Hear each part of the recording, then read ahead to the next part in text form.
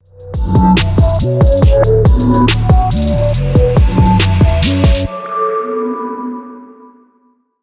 everybody, this is Munson Steed, and welcome to A Seat at the Table, where we bring influential, educational, strengthening the community. That is, putting strength in the community so that you have access to information that will change your life.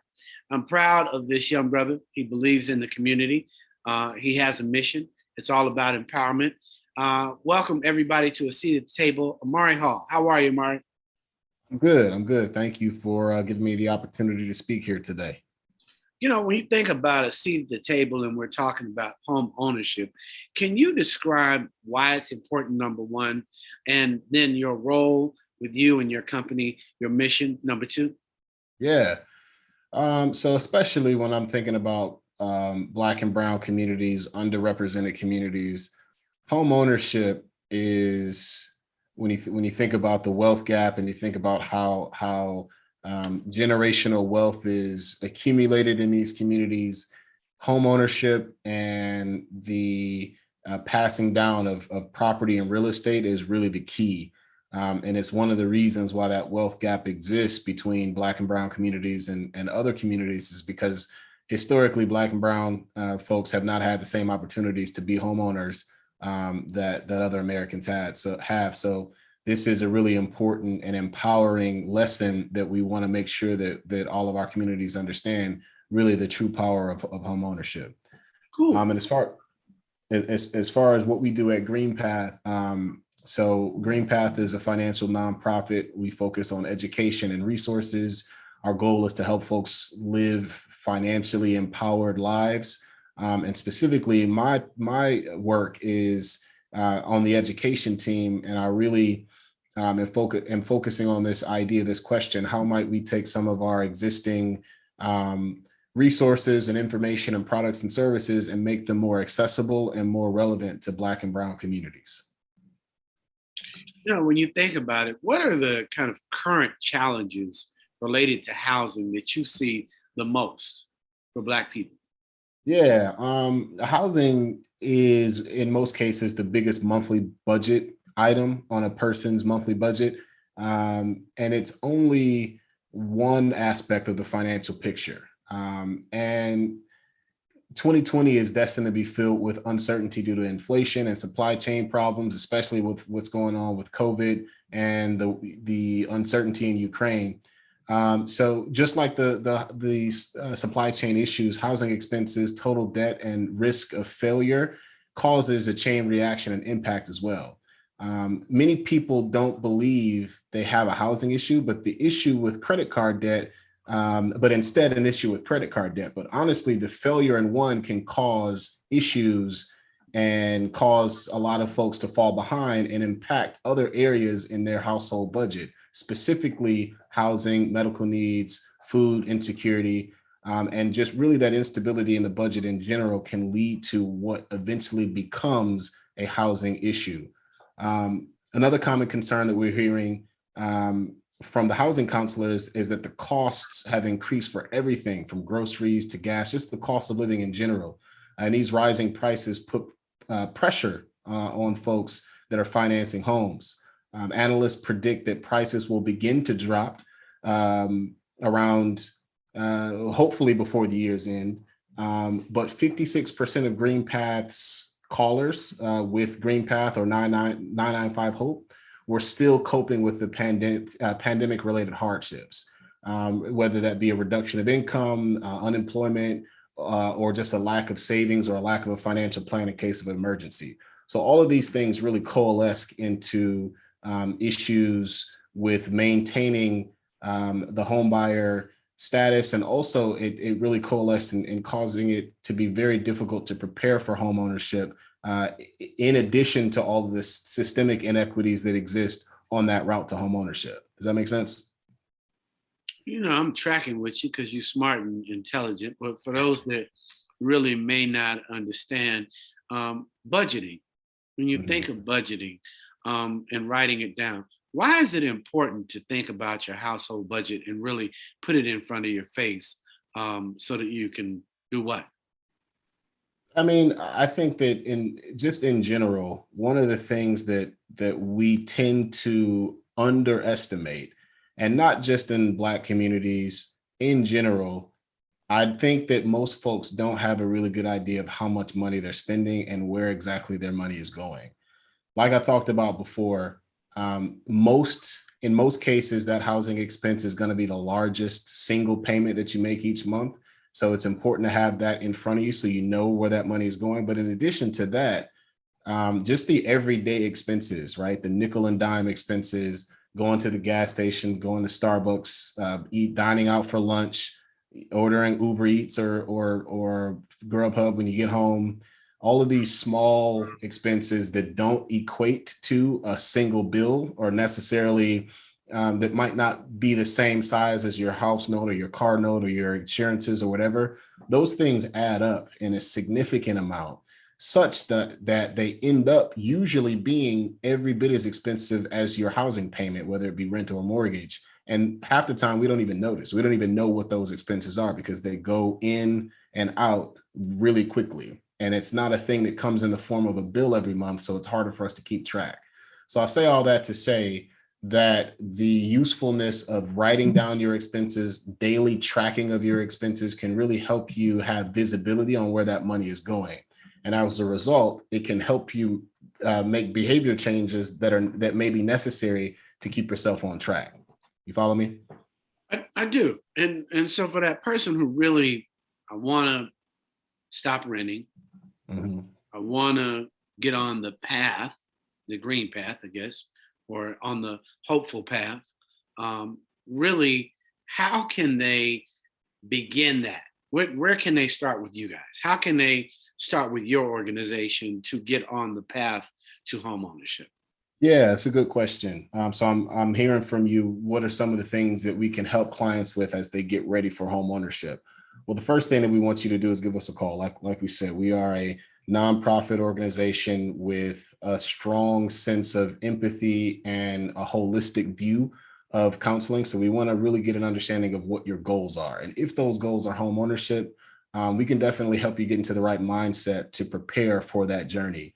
Like we talked about before, the housing budget requires a lot of planning and honest discussion with your family about your priorities and your spending habits. So you want to review your income. We'll create a budget with you. We can examine your spending habits and create an action plan. Um, and when we think of a budget, we want to think of your spending plan as a roadmap, right? Um, we want to assess your monthly income against your current expenses. Has your income increased or decreased or remained steady? All those things are going to be important to assess your situation. Utilizing a budget worksheet to track your monthly income and your expenses, like we talked about before. And when I say expenses, I don't just mean your bills, I mean everything: dining out, going to the grocery store, etc. And then using that money that comes in each month to be sure to take care of essentials such as housing, medicine, food, childcare, transportation, and take a really good hard look at your spending, making sure that you're not spending more than you earn, and making sure that you recognize if your expenses have changed given the rising cost of the price of living. And all of those things are going to give us perspective on what it is that you or where you are, and if you're really ready to truly understand the cost of home ownership, because it's not going to be just your mortgage payment, right? There's also the utilities, there's the cost of upkeep. All of these things really pay a really valuable they're a really big part of the overall expense of home ownership. So there are those who can't even move toward home ownership and they're already behind. And they're looking for a lifeline, somebody to share and give them some options before Mhm. their children have already anxiety from COVID. But now you've got the anxiety that you could possibly not have any help. What can we do or say, or what should people know as it relates to help and availability, as it relates to rent and housing payments? Yeah, this is tough. This is always a difficult call to make as someone who's experiencing this, and sometimes a difficult call to counsel as well, because in many cases, the answers are maybe not quite as straightforward as pay this bill and your problem is solved. In many cases, we're just doing the best that we can with the information that we have and with the expenses that we have.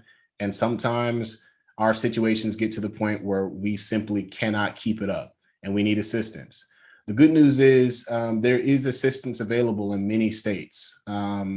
Most states are slowly receiving American Rescue Plan Act funds from the Homeowner Assistance Fund, and that can help you if you're falling behind on your mortgage or other housing related expenses due to COVID.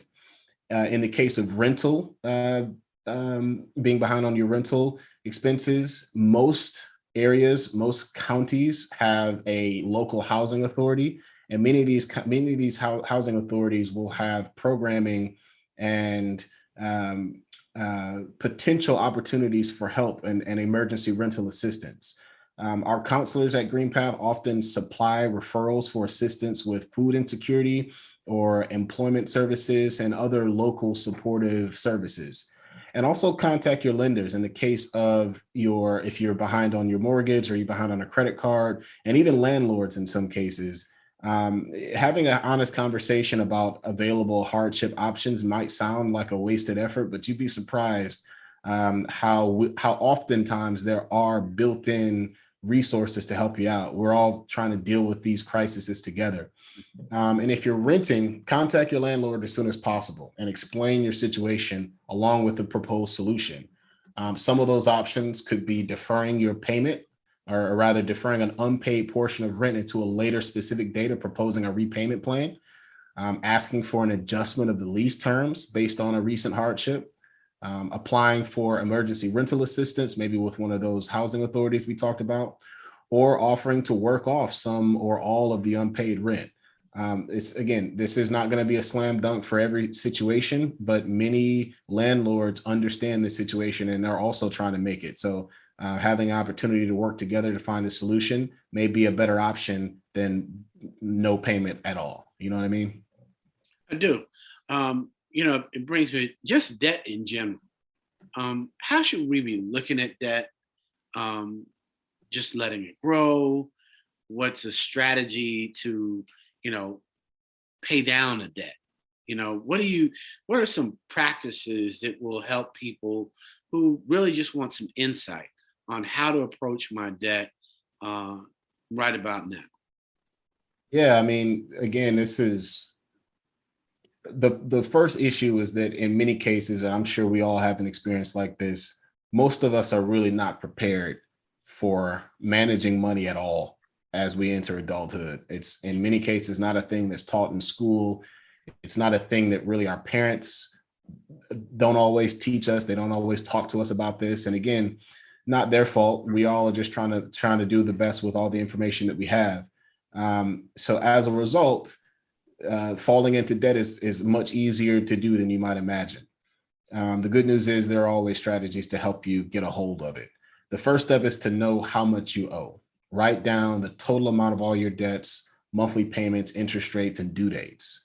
Try to limit your credit card usage and curb the discretionary spending as much as possible.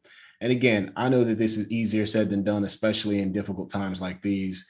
But starting with recognizing your total amount might seem overwhelming, but in many cases, the visibility of knowing exactly what the situation is can help you have peace of mind and make a decision towards changing that situation, changing that outcome. Many people supplement their income with extra hours or a second job or a side hustle or something to help you manage your budget. Again, the budget is really a matter of mathematics, what's coming in versus what's going out. And if you can't decrease what you're spending, maybe look at ways to increase what you're bringing in. Again, I always have to say, I recognize that this is easier said than done, but if this is a possibility for you, absolutely something you should take advantage of. If you're paying down student loans, although the Biden administration recently extended the student loan payment pause through May, borrowers should still make room in your budget now to try to take advantage of paying some of those debts off.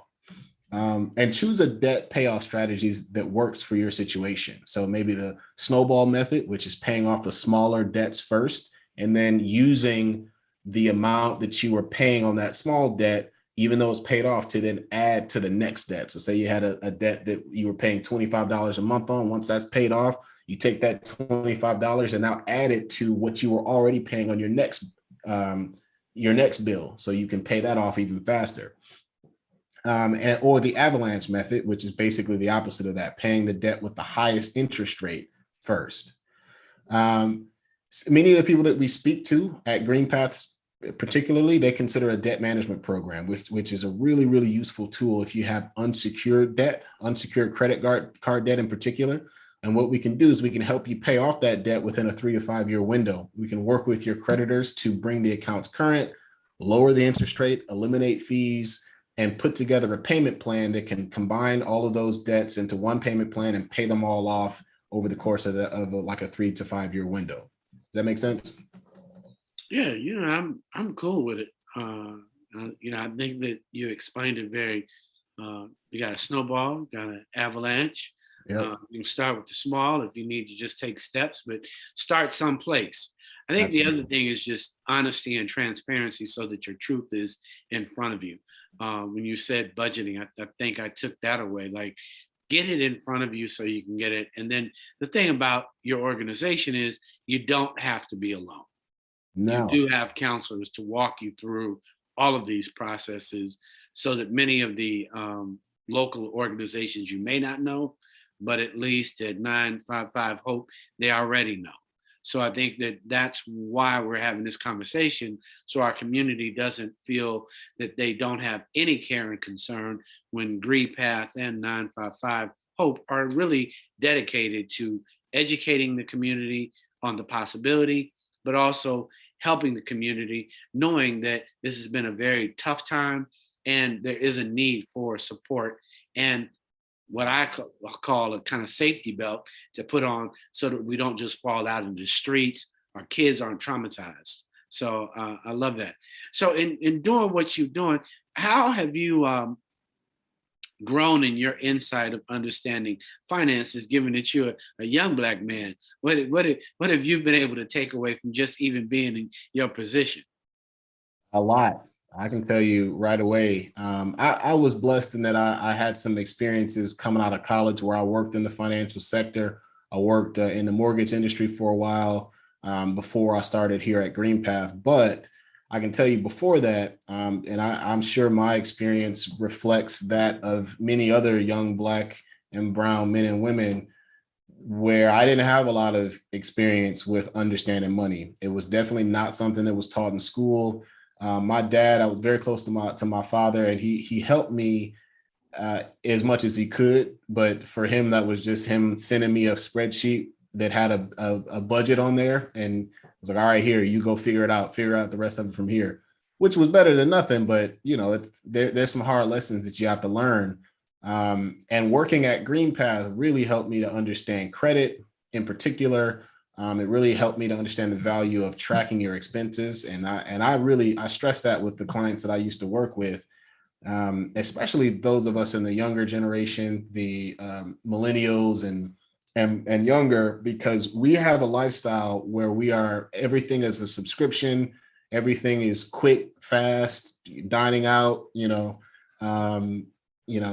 paying for your food delivery. All those things are very convenient. And it's easy for us to not notice how much they're costing us over the course of a month. But if you go back and really take a look at your bank account, take a look at your transactions, and you notice that over the course of the month, you might have paid $1,000 for rent, but you paid $900 in just miscellaneous expenses, that'll really straighten you up, and you'll recognize, oh, wow, there's more money to go around than I thought, because I'm spending so much on this other stuff. And two, the value of recognizing that, hey, I can do these things if I want, but I just have to make sure I plan for them so that I'm not coming up short for the things that are the priorities, like my utility bills, your mortgage, etc. So that was a very, very useful lesson for me that GreenPath helped me to understand a lot sooner, and hopefully permanently. But like you said, I'm still young. I'm still making mistakes every now and then. It's easier to tell somebody else about their situation than looking at your own sometimes. When you think about financial education, parent, what are you going to do differently when you think about if you have, you have kids, or even, I wouldn't even say your kids. It's like when you're hanging out and you're going over and you're having a party on Belle Isle for some young graduates from high school, and you say, what up, though? And then you tell them you graduate from high school. Here's what's important. Where you learn that? Where you learn that what up though from? You Yeah, I've been corners in your city, young man. I'm not talking about the D. I'm in the D.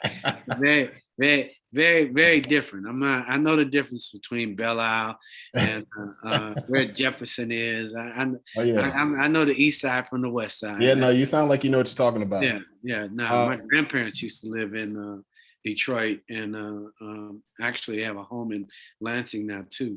okay, So I've been in that city all my life. So it's not a new town. It's one of my favorite. I do have favorites. there you go. Obviously Atlanta, and I think just because I graduated from Morehouse, and then obviously Detroit's one of my favorite. And right now I'm in Chicago and live in Chicago with my wife. So those are my favorite Black towns. I think they're real Black. There's an expectation of Black love.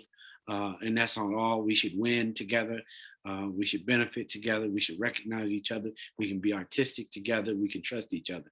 So I think that's, and we just be real talk. So, I understand and have a great time when I go, with the expectation that you do. That Black people can succeed even as the city gets, the necessary attention that it had. But, I think everybody was robbing the city, and it wasn't Black people. So, that's just the reality of where I was in that conversation about the D. But when you were giving this speech at Belle Isle, what are the three things that you would tell young people that were graduating from high school, and maybe even Wayne State, that your dad didn't share with you in that spreadsheet? What are the three things that you tell them about finances and a future? Yeah, that's a good question. I'm off the top of my head. Here's what I would say. The first one would be don't overthink your credit score. And I don't mean that it's not important. It is very important. But what I mean by that is that sometimes I think we are looking for a quick, easy fix to improve our credit. In my experience, that is pretty uncommon. Credit is a slow burn. It's a slow process to improve. And it's really a matter of how good are you at borrowing and repaying the bank's money? As simple as that, right? In order to build credit, you have to use credit, and continue to pay down your bills or pay down those accounts as much as you can while still using them. That balance of keeping your balances low while also using the credit cards consistently is, in general, I know some people may disagree with me on this, but in general, that's the main way to improve your credit. I wouldn't worry about any sort of quick fixes or credit repair. I think people waste a lot of money in doing stuff like that when there are strategies that they can employ on their own to get those results. So don't overthink your credit score, but still recognize that it's important. Two, I would definitely say the budgeting piece, tracking your expenses on a daily basis. I mean, that's really, really crucial, especially for young folks. Be aware of your subscriptions, be aware of how much money you're spending on dining out, your coffee in the morning, your gas station expenses, whatever. Those daily nickel and dime expenses, keeping an eye on those and keeping those under control are going to really go a long way. And the third thing I would say, and again, I know we're talking a lot about home ownership, but I would also encourage young people to have grace and have empathy for yourself and recognize that if you're not ready for home ownership, that's okay, right? It's hard. That's a harder process maybe than when our parents bought their homes at 25 and it cost them $30,000. That's just not the case anymore, right?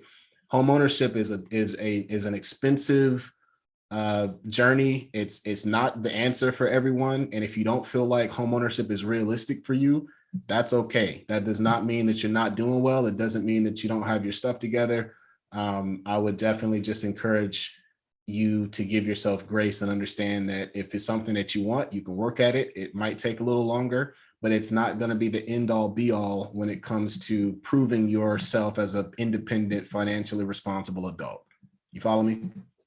I do, and for me, I always give when I give a financial education. I tell people lead with goals, and a budget is basically a goal. Mhm. You can get it, you can get close to it, and not be there. If you really want to be successful, even before I say it, get used to saving money. If you get used to saving money, you kind of get used to budget. Kind of goes in the same idea. Savings means that you set some targets. I want to save. So even before you get to the house, have a savings. That way you got a rainy day fund. You got a something happened I didn't expect fund. And I think that those things are really key for young people. Save money. Enjoy saving money. The other thing is life comes with sacrifice. At the end of the day, you want to have sacrifice financial behavior. So don't always order cheese on a cheeseburger if it costs $1. Keep some cheese in the refrigerator and order that out of home burger for whatever it costs, but put a little cheese from your own refrigerator. Every now and then, make a tuna fish sandwich and take it to work because we got it. That sacrifice will keep more money in your pocket. The idea should be see it. The other thing is work not to do invisible things. And so for me, financially, it really pays to actually say, you know what? I have a $50 day budget. I don't use credit cards. I use cash. And so I spend what I can see. If it's not in my pocket, it's not there. And I think the thing is, you get out of the habit of being free fall. So sacrifice is key, savings is key, and definitely making a part where you talk to yourself and set a goal. You don't have to set a goal for home ownership, but you do have to set a goal to understand that that down payment is going to come from the savings and the sacrifice that you do each and every day. With you. I agree 100%. All right, we're 100%. This has been a seat at the table. I've been hanging out with my main man, Omari from the D. And we really appreciate you, Omari, giving us insight for both the 99955 Hope and, of course, GreenPath. It's been a phenomenal experience for us, and we appreciate you coming on a seat at the table here, rolling out. Thank you. I appreciate it.